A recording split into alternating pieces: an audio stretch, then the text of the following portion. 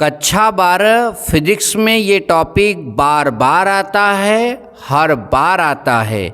आप चाहे पिछले कई सालों का मॉडल पेपर देख लीजिए, चाहे अनसाल पेपर देख लीजिए, चाहे जो देख लीजिए, ये किरचॉफ का नियम बार बार आता है और हर बार आता है। आज की इस वीडियो में हम आप सभी को किरचॉफ का नियम बहुत ही आसान भाषा में, बहुत ही स्पष्ट तरीके से समझा देंगे। अगर आप बोर्ड एग्जाम में इस तरह से लिख देते हो तो आपको पूरा का पूरा नंबर मिलेगा। और फिजिक्स में किसी और इम्पॉर्टेंट टॉपिक पर आपको जो है वीडियो चाहिए तो वीडियो में कमेंट ज़रूर कर दीजिएगा। तो चलिए वीडियो की शुरुआत करते हैं। आप वहाँ बोर्ड एग्जाम में हेडिंग डालेंगे किरचॉफ के नियम, किरचॉफ्स लॉ, फिर लिखेंगे किरचॉफ के निम्नलिखित दो नियम है। पहला प्रथम नियम अथवा संधि का नियम, दूसरा द्वितीय नियम अथवा लूप का नियम। इस तरह से आप लिखेंगे। फिर आप लिखेंगे प्रथम नियम अर्थात संधि का नियम। क्या कहता है? किसी दृष्ट धारा वैद्युत परिपथ की किसी संधि पर मिलने वाली समस्त धाराओं का बीजगणितीय योग शून्य होता है। तो देखिए, अब इसका मतलब समझते हैं। यहाँ लिखा है किसी दृष्ट धारा वैद्युत परिपथ। अगर आप दृष्ट ना लिखना चाहो तो काट दो ताकि और कन्फ्यूज़न कम हो जाए। तो किसी धारा वैद्युत परिपथ, धारा भी काट दो और कन्फ्यूज़न कम हो जाएगा।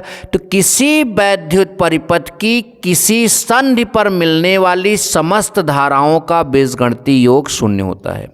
फिर सुनिए, इसको हमने काट दिया। आप लिखोगे तब भी सही रहेगा, नहीं लिखोगे ताकि कन्फ्यूज़न कम रहे तो इसको हमने क्या कर दिया, काट दिया। तो किसी वैद्युत परिपथ की किसी संधि पर मिलने वाली, किसी वैद्युत परिपथ की किसी संधि पर मिलने वाली समस्त धाराओं का बीजगणितीय योग शून्य होता है। एक बार नियम को फिर से सुनिए। किसी वैद्युत परिपथ की किसी संधि पर मिलने वाली समस्त धाराओं का बीजगणितीय योग शून्य होता है। अर्थात देखिए, धारा, सारे धारा का जो जोड़ होता है उसको सिग्मा प्रदर्शित करते हैं, अर्थात सिग्मा i = 0। अब देखिए, हमने यहाँ पर इसको चित्र के रूप में भी लिखा है। एक चित्र बनाइए। ये जो है मिलने वाली जगह है। तो यहाँ पर पहली धारा I1 जा रही है, दूसरी धारा I2 जा रही है, तीसरी धारा I3 जा रही है और यहाँ से चौथी धारा निकल रही है I4, पांचवी धारा निकल रही है। ठीक, तो किरचॉफ के नियमानुसार क्या है, सभी धाराओं का बीजगणितीय योग शून्य होता है। तो इसको जोड़ोगे I1 + I2 + I3, लेकिन ये जो जा रही हो माइनस में ले जाएंगे और जो निकल रही हो, मतलब जो जा रही हो प्लस में ले जाएंगे, जो निकल रही हो माइनस में ले जाएंगे। तो I1 I2 I3 प्लस में लिया गया, I4 I5 जो है माइनस में लिया गया और फिर ये माइनस में जो है उसको उस तरफ भेज देंगे तो प्लस में हो जाएगा। तो किरचॉफ के नियम को हम फिर से डिफाइन कर सकते हैं। क्या बोल सकते हैं? देखिए, I1 I2 I3 संधि की ओर जाने वाली धाराएं हैं, I4 I5 संधि से दूर जाने वाली धाराएं हैं और दोनों में काहे का चिन्ह लगा है, बराबर का चिन्ह लगा है। तो मैं फिर से लिख सकता हूँ, अर्थात किसी दृष्ट धारा वैद्युत परिपथ, दृष्ट धारा काट सकते हैं, तो किसी वैद्युत परिपथ की संधि की ओर आने वाली, किसी वैद्युत परिपथ की संधि की ओर आने वाली धाराओं का बीजगणितीय योग संधि से दूर जाने वाली धाराओं के बीजगणितीय योग के बराबर होता है। फिर समझ लीजिए, किसी वैद्युत परिपथ की संधि की ओर आने वाली धाराओं का बीजगणितीय योग संधि से दूर जाने वाली धाराओं के बीजगणितीय योग के क्या होता है, बराबर होता है। आप सभी को ये बात समझ में आ गई।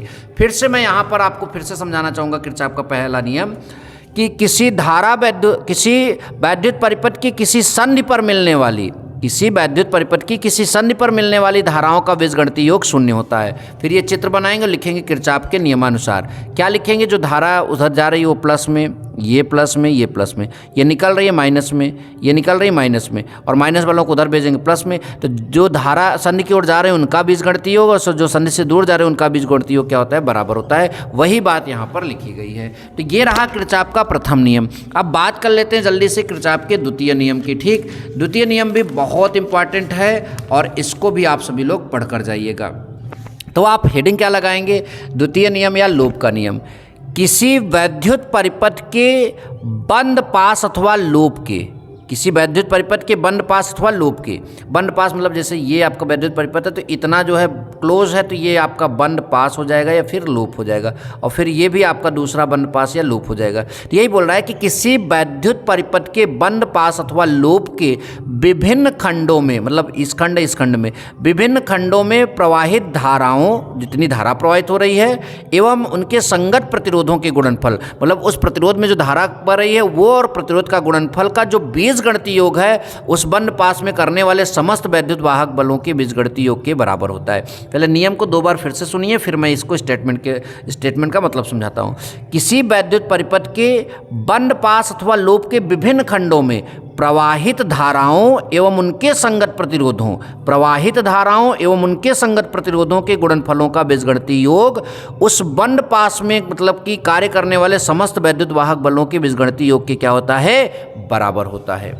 तो यानी जो वैद्युत वाहक बलों का योग है वो सिग्मा ई हो जाएगा और धारा और प्रतिरोध के गुणनफल का जो योग है वो सिग्मा आई आर हो जाएगा। ये बात ध्यान दीजिए।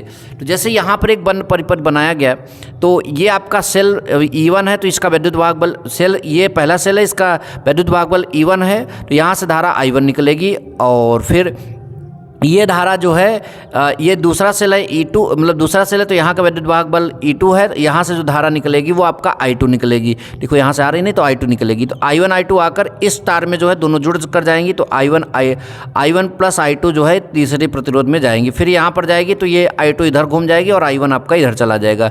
तो यहाँ पर इस अगर बंद पास में देखें तो R1 और R2 दो प्रतिरोध है, इसमें धारा I1 और I2 का गुणा, फिर धारा I2 और R2 का गुणा करके जोड़ोगे तो इसमें E1 प्लस E2 मतलब इन वैद्युत वाहक बलों के जोड़ के बराबर होगा इस बंद पास में। फिर इस बंद पास में देखेंगे तो यहाँ पर R2 प्रतिरोध है और धारा I2 जो है इसमें R3 प्रतिरोध है और I1 प्लस I2 धारा है। तो यहाँ पर I2 इंटू R2 और I1 plus I2 into R3 जो है यहाँ केवल एक वैद्युत वाहक बल कार्य कर रहा है, अर्थात E2 के बराबर होगा। यही इस स्टेटमेंट का कहने का अर्थ है। उसके बाद यहाँ पर हम इसे और तरीकों से भी बोल सकते हैं। किसी वैद्युत परिपथ के बंद पास अथवा लूप के विभिन्न खंडों के सिरों पर उत्पन्न विभवांतरों का बीजगणितीय योग शून्य होता है। जो विभिन्न परिपथ है उसके मतलब सिरों पर जो विभवांतर का बीजगणितीय योग होता है वो शून्य होता है। आप यहाँ पर इसको इस तरीके से भी लिख सकते हैं। अगर इतना लिखते हैं तो निश्चित तौर पर आपको पूरा अंक एग्जामिनर जरूर देगा। ऐसे और वीडियोज के लिए चैनल को सब्सक्राइब कर लीजिए। मिलेंगे नेक्स्ट वीडियो में। Thank you so much. जय हिंद, वंदे मातरम।